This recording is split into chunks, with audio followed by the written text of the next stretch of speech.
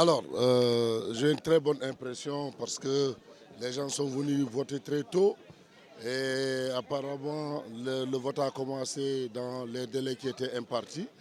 Et il y a un calme qui se déroule en ce moment et je pense qu'on va continuer dans ce sens pour que jusqu'au soir, que Ziguinchor donne l'exemple de cette ville paisible où les gens ont accepté de voter, mais où les gens vont accepter les résultats. Êtes-vous confiant? Oui, toujours confiant. Je suis très confiant. Parce que par rapport au programme que nous avons présenté dans le cadre du projet départemental, je pense que les Ziguinchorois ont adhéré et il n'y a pas de quoi à ne pas avoir confiance. Et c'est pourquoi je l'ai fait de manière très sereine. Et je suis rassuré de la victoire éclatante pour le département de Ziguinchor. Pour le moment, il n'y a pas encore à bon niveau des informations dans ce sens. Je sais que tout se passe bien, hein, tout se passe très bien vraiment. Et que je pense que les gens ont adhéré à la vision de la coalition Benno Bokk Yakaar et que je souhaite que par la même occasion que cette coalition remporte tant du point de vue municipal que départemental. Ah oui, mais je ne pense pas qu'il y ait fraude. Les gens ont accepté en 2019 de perdre ici. C'est le même électorat.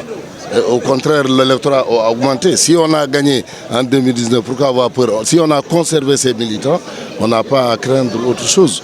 Parce que moi je considère que les militants n'ont pas changé, les militants sont toujours les militants qui sont restés. Donc si on est sûr que les militants, entre-temps, ce qui aurait marqué les gens, c'est que si on avait constaté une réduction du nombre de votants. Mais là on a constaté qu'à côté de ceux qui ont voté, il y a eu une augmentation. Donc là, ça signifie qu'on ne peut pas parler de fraude. Et si sur 100 000 presque électeurs dans la commune de Ziguinchor, si on me dit qu'il y a 200 ou 104 qu'on n'a pas vu, ben c'est une goutte d'eau dans la mer. Et deuxièmement, l'autre élément aussi, c'est que pour une carte électorale, il n'y a jamais sur une carte le nom mentionné de la personne pour laquelle vous allez voter. Donc quand on dit 1000 cartes ne sont pas arrivées à Ziguinchor, les 1000 cartes là appartiennent à qui? Les cartes appartiennent aux électeurs. Et on ne sait pas, même ici, tous les électeurs qui sont là, personne ne peut identifier où est-ce qu'ils vont voter. Parce que le bulletin, le vote est secret. Donc moi je pense que ça, c'est un prétexte. Il faut que les gens sachent les gens garder et aller dans la sportivité. Non, non, je ne crois pas à ça. On ne peut pas distribuer des cartes illégalement. Hein, parce qu'il faut le prouver. Il n'y a pas de preuve qui montre qu'il y a des gens qui sont en train de distribuer. Vous avez vu, personne ne peut dire aujourd'hui et certifier qu'il a vu quelqu'un distribuer des cartes. Je pense que ça, c'est des épiphénomènes, on a l'habitude de les entendre.